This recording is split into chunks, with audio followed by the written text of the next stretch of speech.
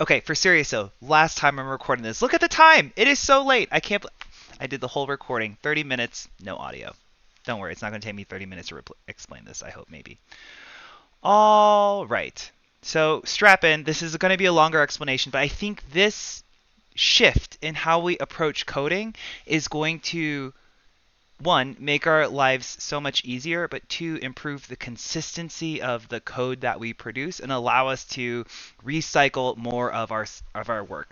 Now, I know I've said that before, but bear with me. Like in V1 of Domo library, the whole goal was to like create all of the root functions to just interact with APIs. Just send the right body to the API, get a response, and that's it. No business logic, maybe a little error handling just in case, like, oh, if I get a 401, I should throw some sort of an error. Okay, fine. But no logic.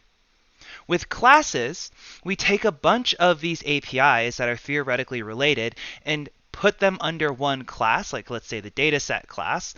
And in that dataset class, I might have a method called execute connector or alter schema or query dataset or upsert dataset. And each of these methods should obfuscate the API and the method and the body we're sending, but still, do pretty much just interact with one API. Generally, we have some methods that kind of blend things, like the upsert methods that we're starting to introduce on more of the entities that we could create or just update a property of. But generally, we're not adding too many like chaining multiple class calls together. And that kind of makes sense, right? Because for each implementation, for each scripting task, we might want to handle errors differently. We might want to handle, okay, if this doesn't work, then do something else. We would probably want to do that differently. And I think that's where a lot of our code kind of goes sideways, because if you think about like just configuring standard users, I need to set up these three users as a custom role. Well, first off, did you create the custom role? Does it already exist? So maybe we need to upsert the role. After I create the users, we always create a group. But the process of upserting a group, right? My point being that as I think about a automation task or a configuration task, there's usually a series of steps that we have to go through, and I want to get to a place where we're recycling more and more of that code. So consider here this basic example. I have a list of users that I want to create. Maybe this is coming from Active Directory, where I say, hey, here's a CSV of all of these users. Here's all of their properties. Go forth. Set them up as a custom role, or set them up as the default role. Who knows? One of the things, John, I'm pretty excited about is we're now implementing logging in a way that I think is really going to scale and actually become unavoidable. So when we get to the place where John's like, hey, Jay, you ran some goofy script. What did you do? Our logs will hopefully be able to help us answer that. All right. I want to move to this idea of organizing all of our scripts by having a config file or config object and a list of functions that I want to execute as this entire process. Now, I know we are doing that kind of with the way we've implemented main, but I think this is going to be even cleaner. So for users in my list of users to create, we're going to just run config where we've fed in the list of factory functions. Think of like an assembly line. Each of these little mini functions is an assembly line, and it's going to say, run this script based off of these parameters that came with the assembly line. All right. Yeah, so here's the first one. All we're doing here, super basic, we're just upserting a function. The function that we called is upsert function. I can see it has a single stage, just upsert the user. And the response will include, the response from the function will include a Domo user in case we need it. But actually, we're going to move away from this model of returning a class. At the end of each function, we just want to know that it exists, but we're going to move toward this space of where we're returning a factory response, updating the config object, And then the next function is going to be a completely standalone function that operates off of the config, i.e., no more chaining, passing classes between these assembly lines. Let's say for the sake of conversation, that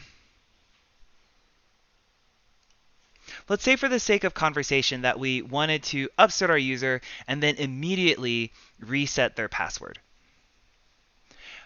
Well, I guess I could type in their password by hand. Maybe I have a password that I'm pulling from 1Pass. Maybe I have a password that I generate from some mystical process. I wrote a function called generate password just because it's fun. But let's see what happens if I just reset the password. When I call reset password, it tells me, hey, my factory function is missing a required parameter, and that parameter is the password. If we look up here, the config object doesn't say what the password ought to be. So I need a way of updating the config. Fortunately, the config is a class, which is of type dictionary, so that's mutable. And so if I wanted to, I can run a function called generate password function, or I could define a function called generate password whose singular job is to update the config with what I want the password to be. Let's take a look at that up here. All right. So I have a function called generate password. It's gonna receive the config object. All of this stuff here, all it does is it generates some password, and we can see right here, this is the important part, it updates the config object. Remember, the config object is a dictionary, which means it was passed by reference, not by value. It's a mutable object. And so even though I'm running the update password within this function, the update to config will exist outside of this function. I hope that makes sense. If not, Google, pass by reference, pass by value. Okay, and then I'm going to return my response object. So, just to see this in action, I'm going to create a config object. It's going to be based off of the, what is it even called? Assembly config class, and we're going to pass in the auth, and we're going to pass in email is equal to testautomate@sony.com. Some random email. All right, so I generate a config object. I need to pass. Do I need to pass logs into config?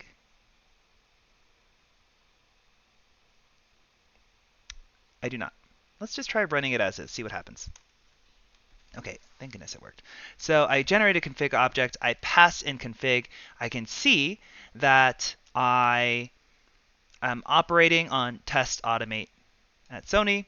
I generated the password, and here is the password that was returned. Now, if I'm not a liar, the config object, even though I didn't previously set it up with password, should hopefully, please don't make a liar out of me, it will now have the property password populated because that's what we did in this configuration step. Cool. With that done and understood, as I come down to my assembly line, I upsert a user. The config object currently does not have a password defined. Once I generate password function, or once I call generate password, my config object will have a password, and then I should be able to reset the password with that value. So I go ahead and run this, and I can see, okay, I ran config on 2 users, and for test automate, we upsert the user in step 1. In step 2, we generated their password. The password we generated was this response object, or response, rather. And then we reset the password with that value that we passed into config. Cool. I hope what you're walking away recognizing is that if I have a automation process where I have to do 5 or 6 or 20 things, I can chain together all of these functions. And if a function is dependent on a value that occurred in the previous step, all I have to do is update the config class. Where it really gets exciting, is now I can say, hey, I want to generate an access token for this user. I'm going to run this again. It's going to throw an error. It says I'm missing the parameter. I did not pass the token name. Okay, cool. As I set up config, I'm just going to hard code that the token name should be token demo. I run it again. I regenerate my access token. First, I get my user by ID. Again, I love this logging. I think this description could have been a little bit more descriptive, but what's kind of cool is, remember I said we're no longer passing domo user from function to function. I'm actually doing this from scratch. It's a little bit wasteful on the API's side to query domo so many times, but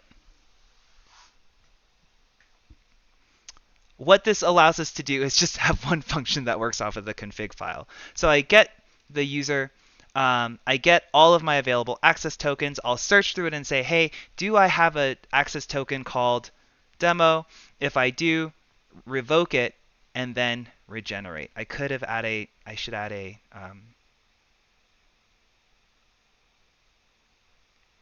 message to add revoking if I wanted to. All right, just to prove this works, I'm going to go over to the access tokens and search for token demo, and then I can see here it was updated 3 minutes ago. 1 minute ago. Cool. Why is this? Is that part of the description, or is that literally saying when it was updated? Does everybody have that, or is that something I added? Yeah, it's part of the description I added. Oh, that's cool. Oh, and these have no name. That's great. Okay, that's another problem for a different day.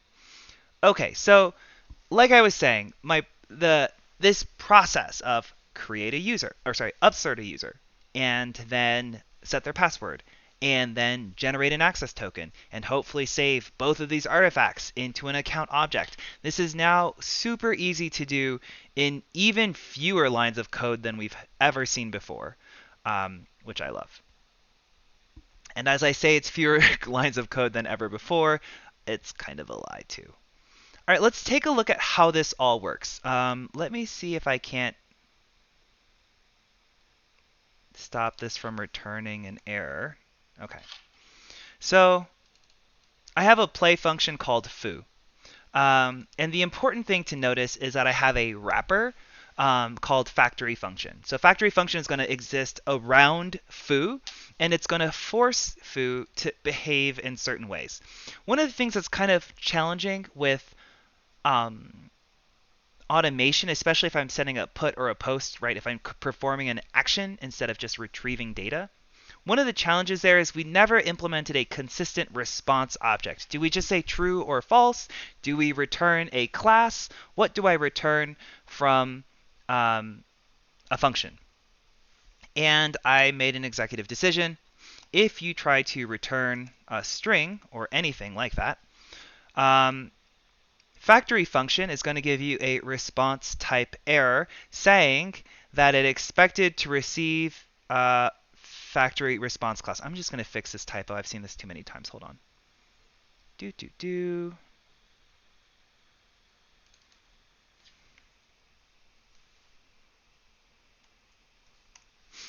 All right. Good.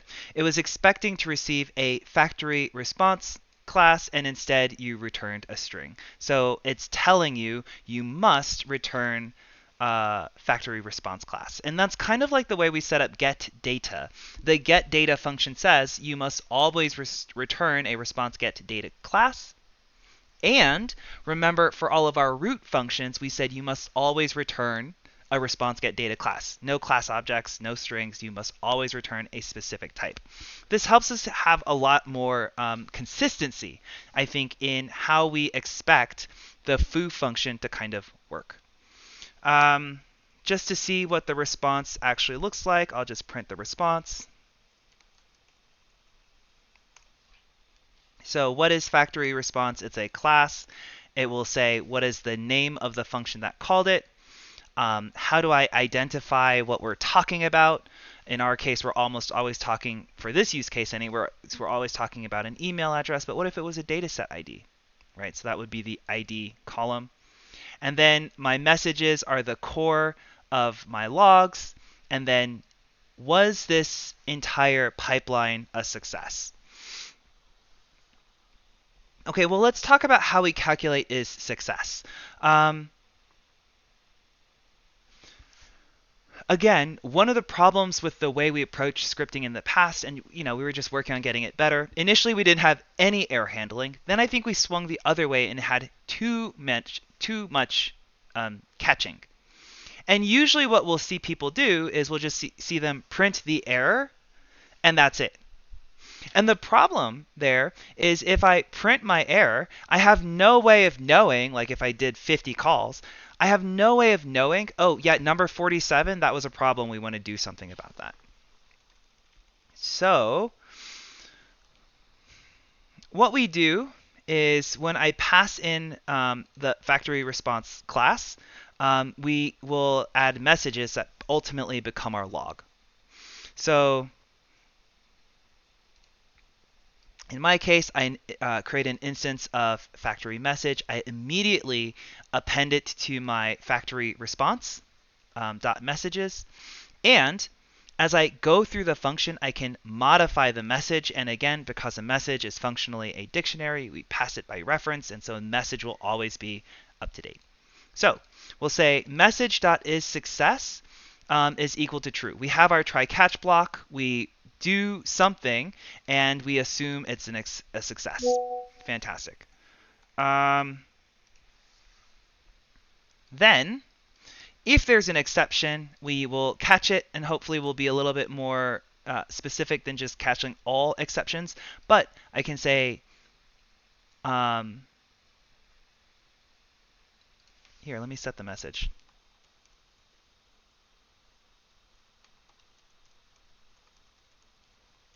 Okay. We can say, hey, we threw an error, so we caught the error and we assigned it to message. And most importantly, we'll set is success equal to false. As I go on into further stages down here, I can say, hey, I have another instance of factory message. I'll add another message. Oh my goodness. I'll add, am I recording? Yes. Is it capturing my screen? I think so. Right. At the end of the day, I'll have two messages. And again, as I print this, right now we're not catching any errors. It says, hey, success, okay. It says, hey, we did something, right? There's no errors. What happens if I throw a random API error? I throw my random API error, and this time, right away, it says, hey, as I go to print response, because I don't have any error handling outside of foo, we notice that the factory function says it's not a success. And it says it's not a success because at the stage called bar, I threw a random API error. And so I can go back and hopefully fix whatever's causing my code to throw that error. What I really like about this is even if I wrap this in a try catch block, try catch block. And again, this is where we ran into troubles. We would have a function, we implement it, we successfully threw the error, but because outside of that I wrapped it in a try catch block, it would keep on running. And so here, let's see, I have logs. I passed logs into here. I'm going to throw, okay, I think this is going to be correct. Here, all we did is we print the random exception, and just to prove it,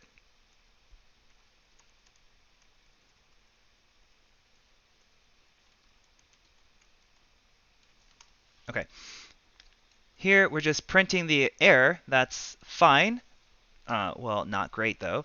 But now I can see, hey, in the logs, even though we didn't force things to quit, I still can see that, hey, is success was a false. So I still have, if I'm building a log data set and I want to make sure that nothing's going wrong, I just, build an alert to say, were there any failures? And then I would have caught that error. Okay, I'm going to stop throwing my random error. And everything is true. We love that. Okay, sweet. So how do I force you to remember to do the thing? When I have factory function, we already saw forced some behavior like we have to return the response object. You'll notice though, in my definition of foo, I said, hey, you must receive the response class. What happens if you forget to receive the response and therefore can't return the response?